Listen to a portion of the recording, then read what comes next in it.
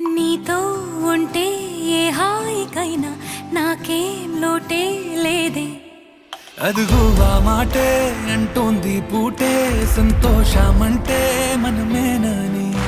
ఇదిగో ఈ ఆటే ఆడే అలవాటే మానేయవేంటో కావాలని.